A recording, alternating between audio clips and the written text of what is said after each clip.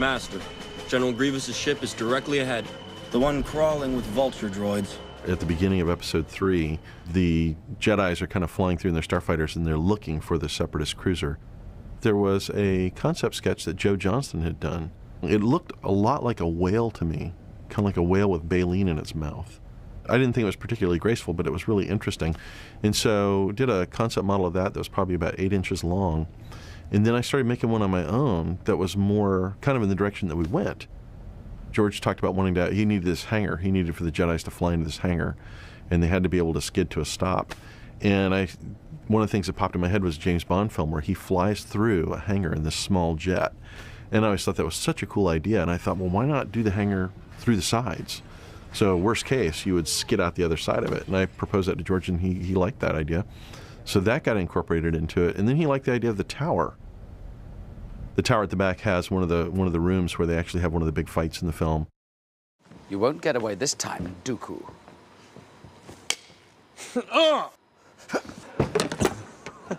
I'll take you on my own. And that has a totally different look and feel to it than the room that's at the front, where they're in during the crash sequence.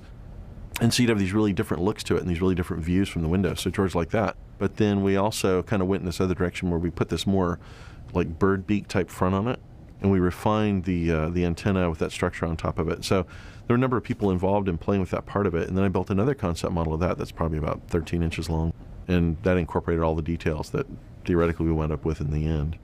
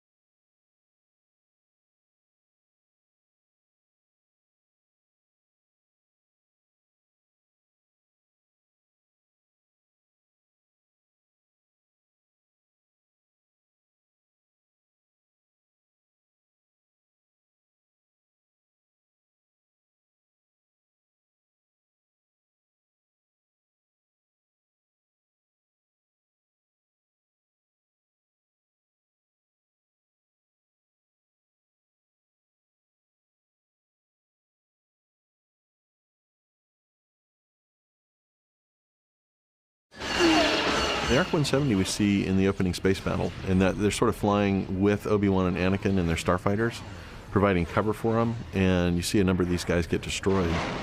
It was really interesting because initially Ryan Church had done a painting with that ship in it, and it reminded me of a P-40 Warhawk that the Flying Tigers flew in China during World War II. It had that feel to it, and I really liked that. And it had the opening wings. It had 6 wings, so it was reminiscent of the X-Wing design. As far as a concept model went, we didn't do a large-scale model. We did a small one that was maybe 8 inches. And all it did was get us the basic proportions and shapes.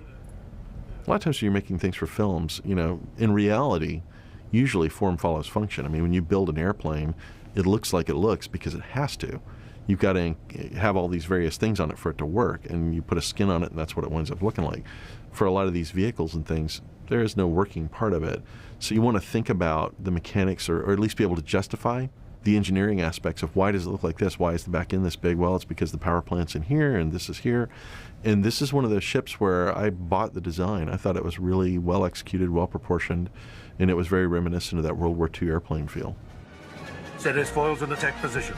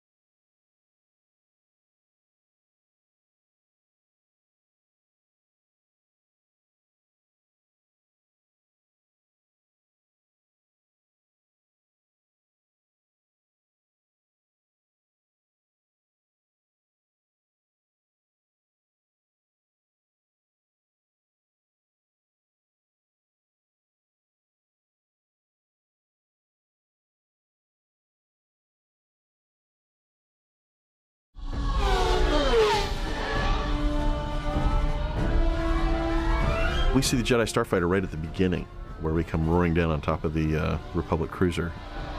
So we've got Anakin and Obi-Wan and their starfighters, and they're the same ship with different paint schemes. It was interesting because that is kind of a continuation of the Jedi Starfighter we'd seen in the earlier prequels. Episode 2 Starfighter, where it was a triangle. There had been a toy that came out, and the toy opened up and had all these things inside of it. And George had seen that, and he really liked that.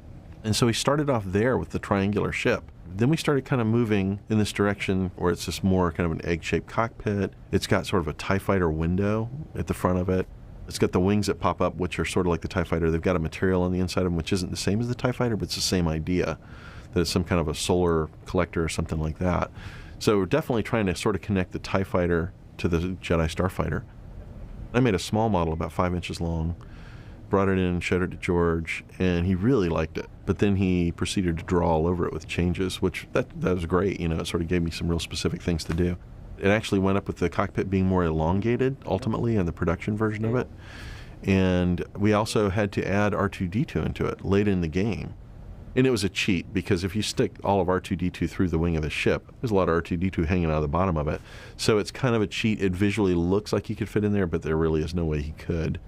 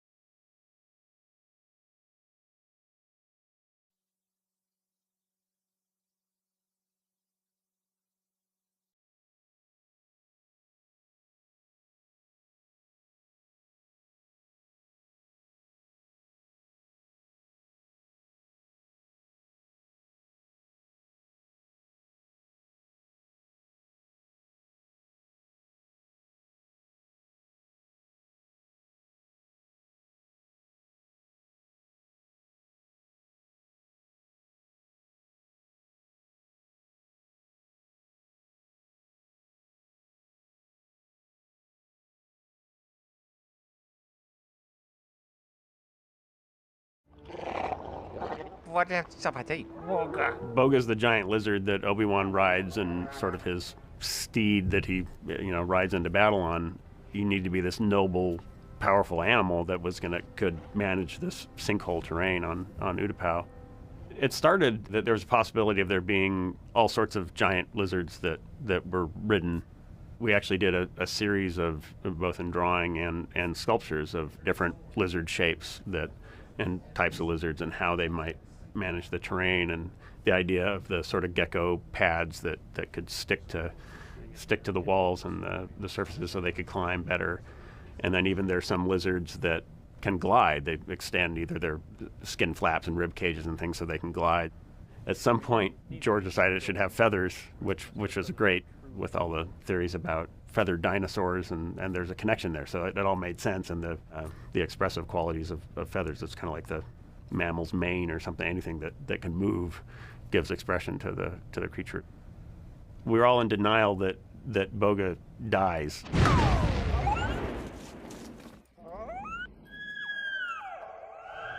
At some point, George told us that Boga was going to die, and we were also attached to the idea that can't he wouldn't die if he just fell. He would survive, couldn't he? Couldn't he survive? He's a tough lizard. So I was kind of glad in the end that it wasn't explicit that he died, but I think that was the original intention, is that he was going to sacrifice himself, and Obi-Wan barely makes it. So that was we get attached to these critters.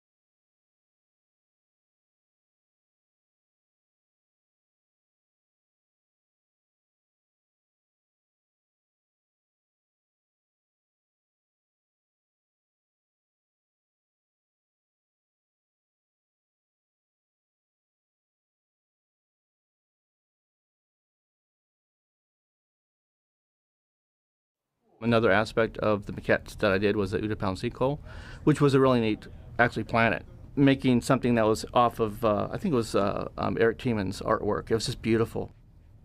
And it got me really excited. And I thought, okay, well, I'm going to make this down to, it's a maquette. So this thing is huge. The whole sinkhole itself is like, ships fly into it. So I definitely wanted to make it big enough but not too small to see some detail and everything. So it ended up being 1/72 hundredth scale, which is pretty big, but knowing that 1/8 of an inch is like 75 feet, which is pretty intense when you think of sculpting something that small.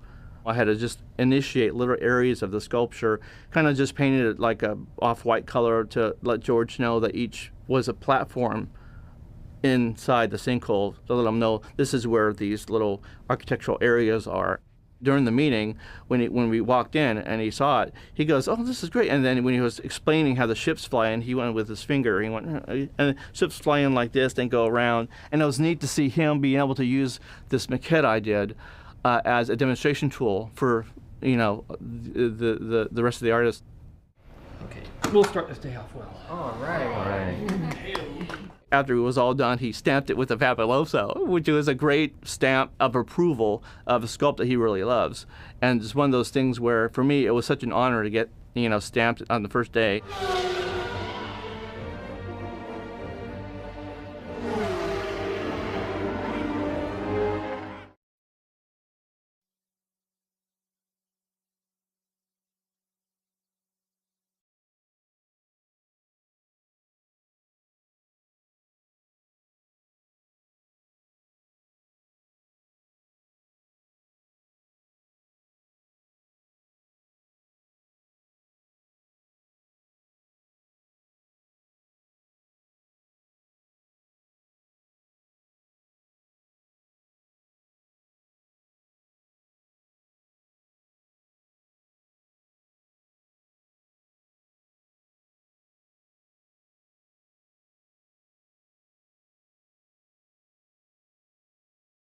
I made a nice maquette of just the landing platform that's inside the sinkhole.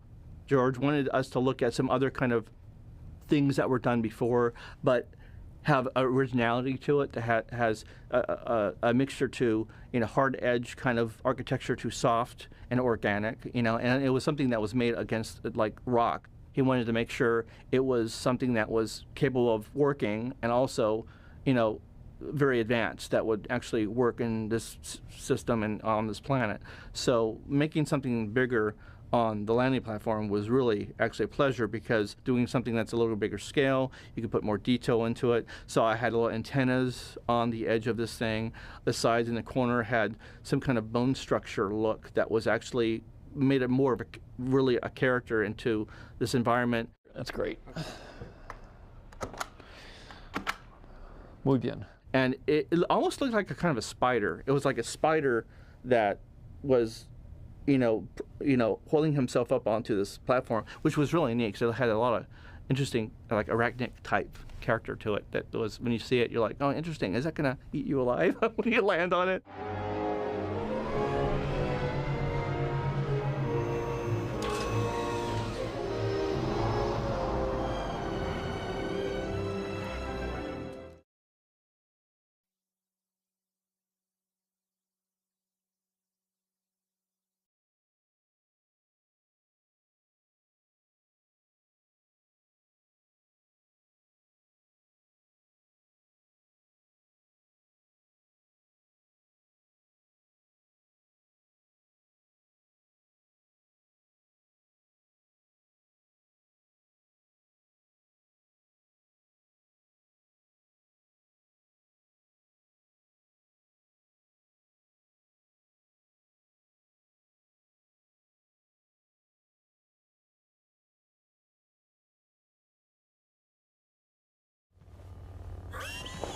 General Grievous was the new bad guy for Episode 3, the leader of the droid army.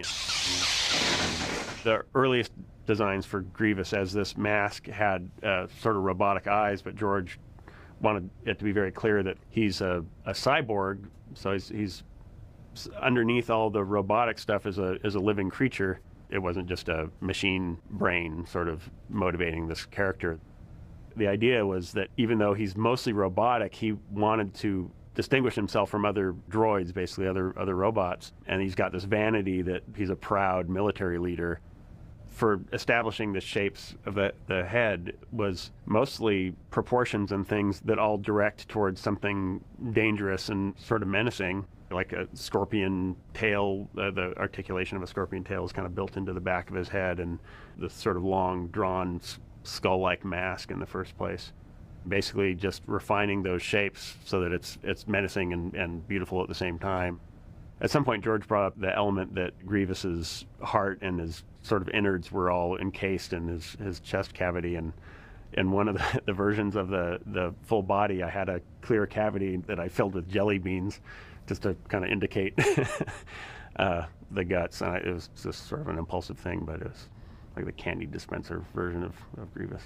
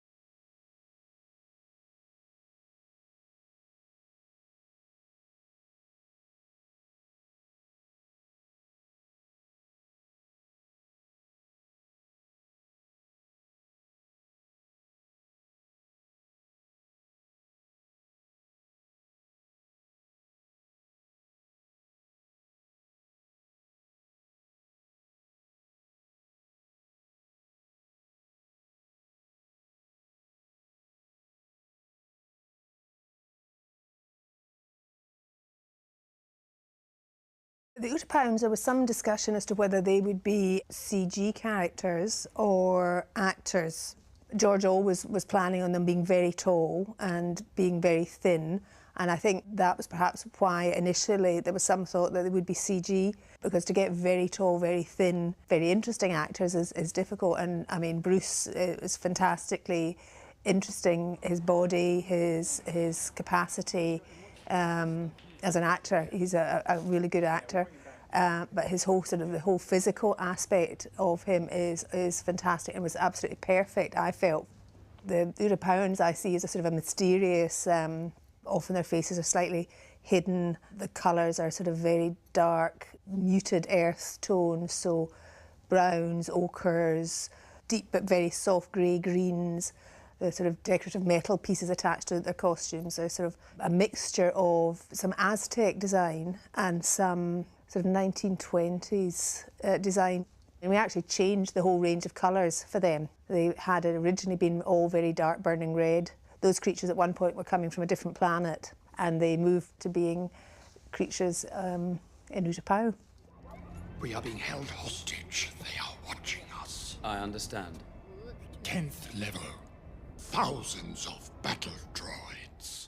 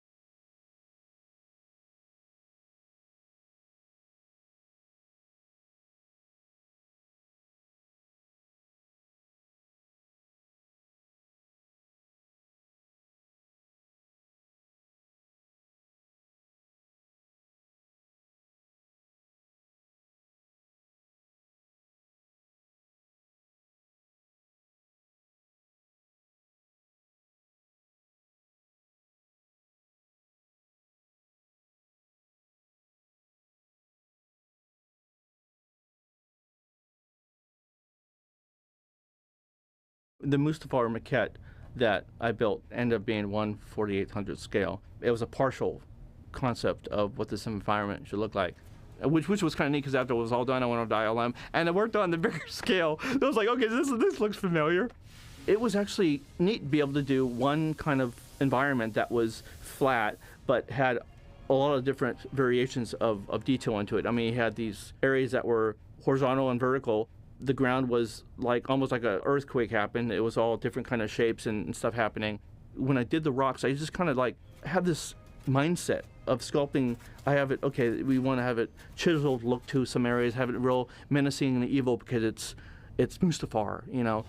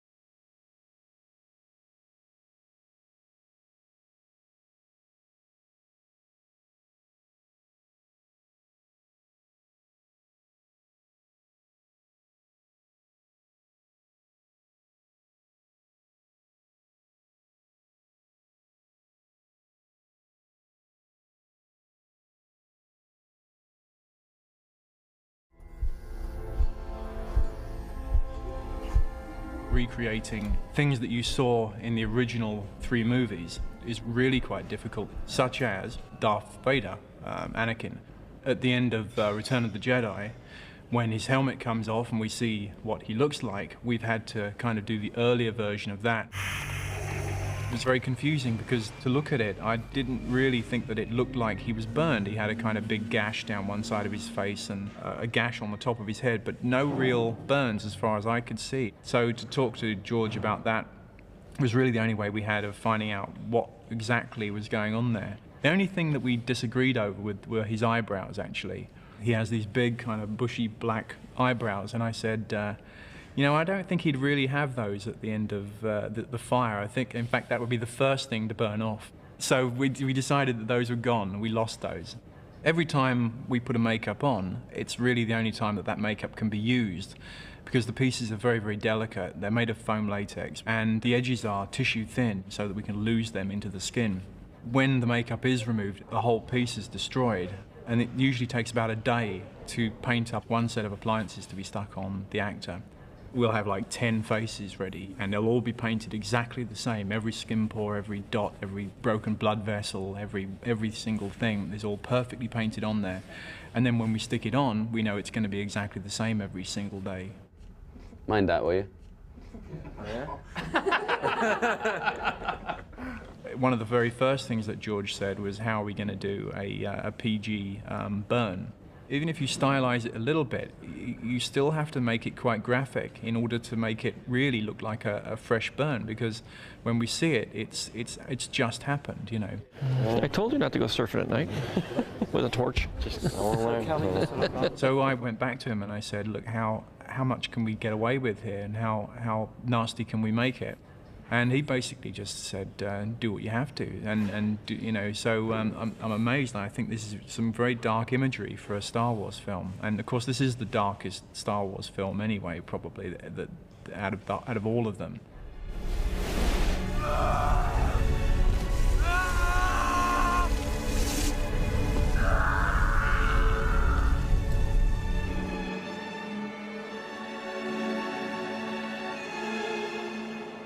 Oh, I hate you.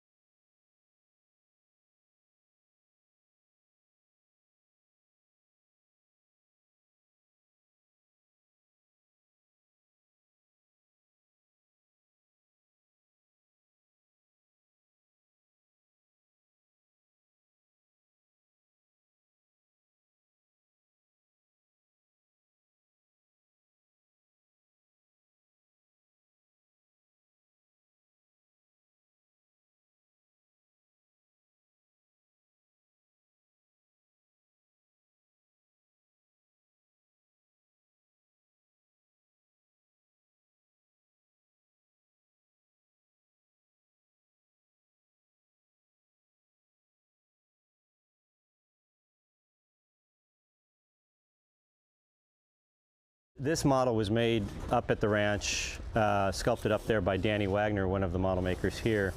I kind of knew that this was going to be where the Wookiees lived.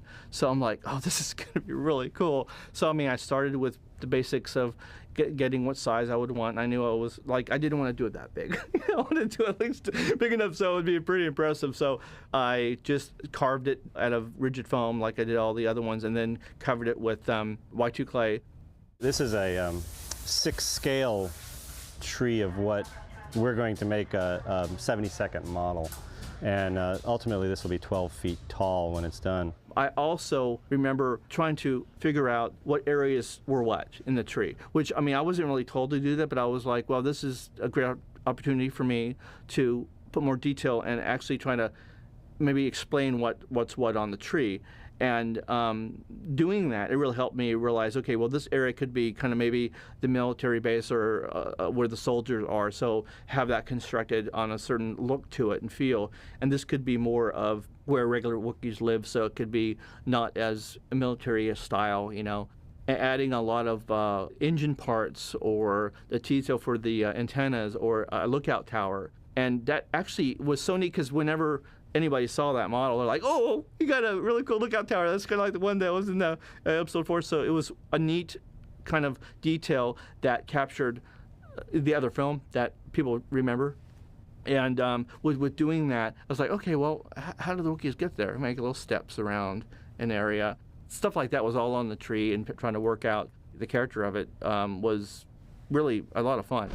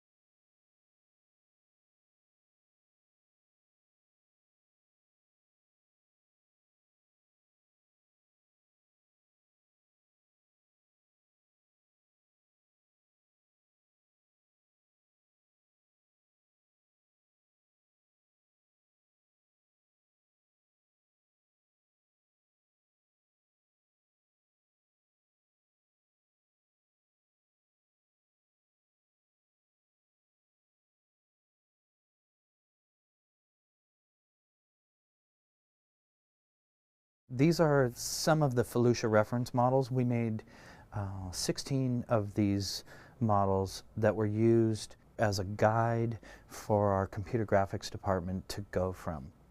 They wanted the landscape with the plants. They showed me good pictures of it, some nice colored illustrations, and it was supposed to be on another planet, something that was otherworldly. There was 3 or 4 different plants I made, and then we reproduced several of them. The details were easy enough because they're plant shapes, things I've done time before, nice textures and leafy things. The most difficult part was the casting of them. I sculpt them in clay, as I usually do most things. Then we make a mold off of that, and then we start casting in whatever material we think is appropriate. And in this case, they wanted them transparent, not just translucent, but transparent. And that's not easy to do with plastic that's available, and the mold material, which is a rubber, that are not always compatible. And when you finally find one that is compatible, there's a lot of preparation, like mold releases and a whole bunch of things, and you hope they come out every time, and they don't always come out every time. So that part was the challenge. All of the different plants had very different designs and sort of philosophies and looks to them. This one is a bit more opaque overall. However, we wanted to make sure that we were able to pick up the interior structure. So this thing actually has, you know, some sort of skeleton inside of it holding it up. This is the prototype model of what the Felucia ground plane will end up looking like. So those plants that we just saw would be, you know, in here, sort of nestled in here, and really densely packed. So the plants themselves create more of a jungle sort of feel.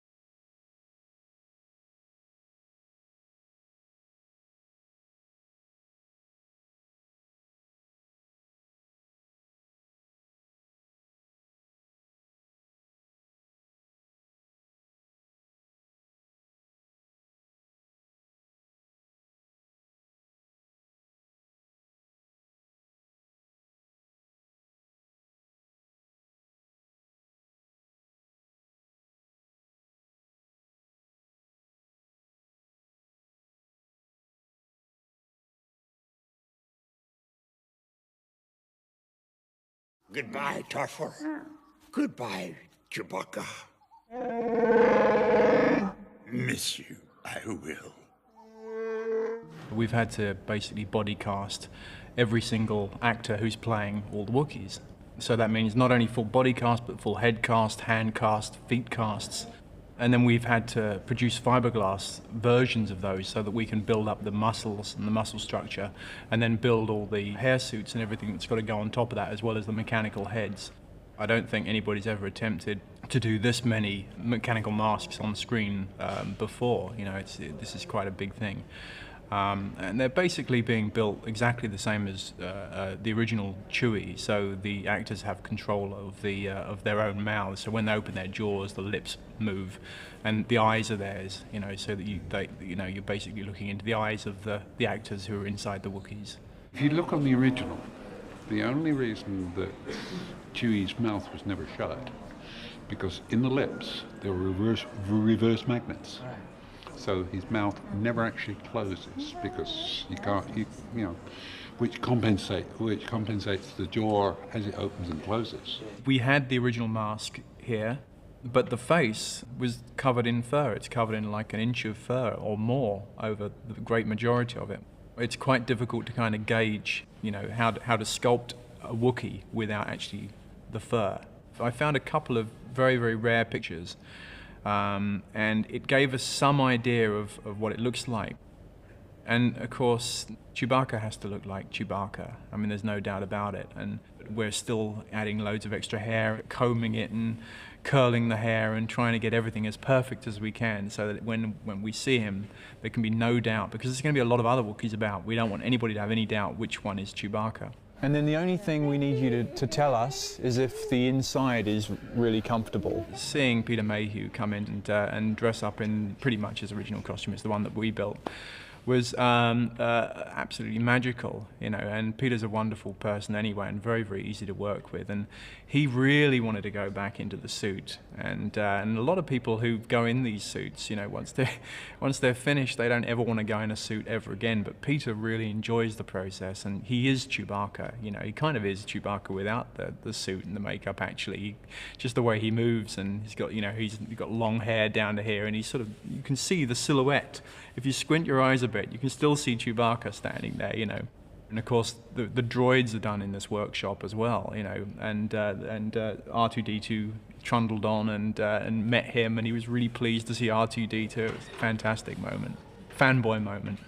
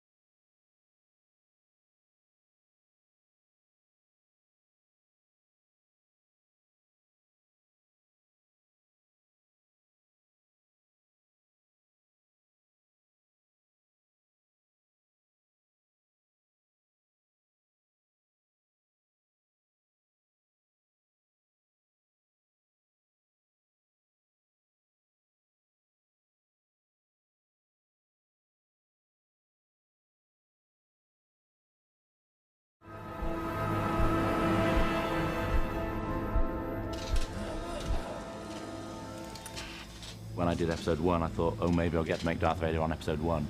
And now finally he is in episode 3, and we're getting to make him, and that's great.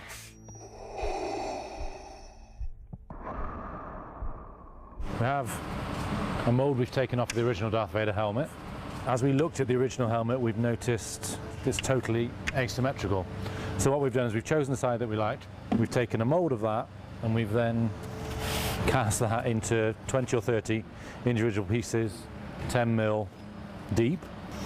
We've then, from one half, taken a template, put them in, done the other side.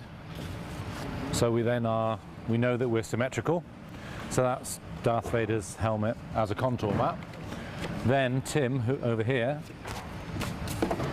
has had the job of cutting out card to each of these shapes. He's then put them together over a centre point, and we are now starting to get back to a Darth Vader shape that we know will then be symmetrical. We're also working on the face piece. I never realised it when I was watching the films, but when we actually came to start working on this, we've noticed that it's not a symmetrical shape. Little things like this is gut drops down and kicks up, and this one just drops down all the time. That's it, quite a strong angle. It's not square. The eyes are very different. So we chose the side we liked the best, and then we've gone on from that and actually improved it. And I don't know if it'll show, but we've spent a long time making it. But the two pieces together, we've sharpened better pieces, we've cleaned up edges, getting all the angles right and concentrating on one side. I've scanned this into the machine then, which I'm then going to flip the image and then cut it in 3D so I know it's absolutely symmetrical. The beauty of this machine is that the computer just sends the information like it would to an inkjet printer, and it just moves it backwards and forwards, but this is going backwards and forwards and up and down. It's a great machine. And yeah, I'm really excited. Tomorrow morning when I come in, that'll be there. We'll get a mould of it, and then hopefully by the end of the day we'll have the other half of that we can put together and see what it looks like. And that'll be the first time we've seen a symmetrical Darth Vader, which I'm very happy about. This is a front breastplate that was used on Return of the Jedi. Looking back at reference for A New Hope, we noticed that actually some of the details on here weren't on A New Hope, so as I went through the three films they added little bits and pieces here and there. George wants us to stick as close as we can to the original. So we basically constructed the shape again from scratch, and then we've made individual pieces which we will then be applying the details to. We've started making the shape in just a slightly sharper way, more like A New Hope. This is the reference we got from the ranch. This is what they used. They can't possibly have used this on any of the films, I hope, but this is what they've sent us. But thankfully, because we've got, you know, so many good reference books on all the Star Wars characters, and there's some great images of Darth Vader on that. This is all, it's almost like theory, although we've got a Hayden's head cast, until we start putting it on his body, we just don't know exactly what's going to happen. At least it's better than the book show. Normally these sort of first fittings, they're for me, and obviously I'm just trying to check that they fit on the actor, but I know it's really important that Hayden sees it and loves it, so that's why I'm trying to make sure that even though it's not going to be finished, it just looks sharp so he realises that it's something special for him. To your left, and then I'm going to turn you at a slight angle. It is a very, very strange experience to be working on the Star Wars films, because someone's asking you to work on the films that actually made you want to do what you do in the first place. I'm just taking off the jacket. It's coming apart all right, so it's a good sign. Because you saw something in the song, you saw that.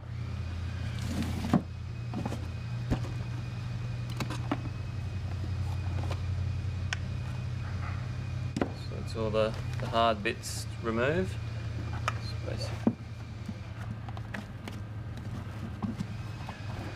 There you have a Darth Vader helmet. And it looks very good. It's the final day. We've had a final fitting with Hayden yesterday, and now we're just giving it the final polish, and then we can put the eyes back in and the grills back in, and then he's a done thing. You can't deny that there is something. Everyone on the crew, everyone on my crew wanted to be involved in this. You do suddenly realise that it is a big thing. I didn't really think about it until right near the end, but yeah, when you actually saw him on set, that was just great. And that we're seeing him tomorrow for the final shot. I'm looking forward to that. That'll be fairly cool.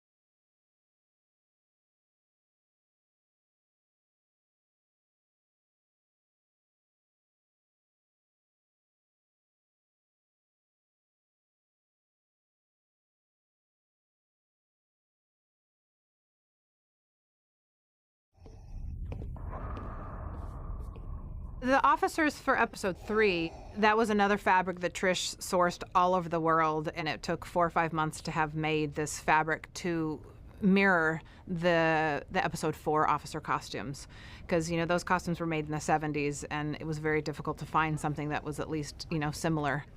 We just tried to give it a little bit more depth. On episode 4, it was like a little bar with little plastic bits just sort of stuck on with some glue.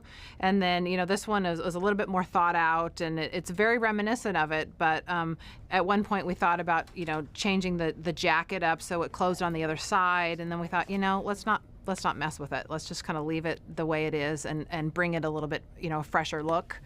We probably made 20 costumes, with the jacket and trousers and a long wool coat and the hats. Unfortunately, the coat didn't get seen in the film, but we toted that fabric all over the world just in the event that, George wanted to have those.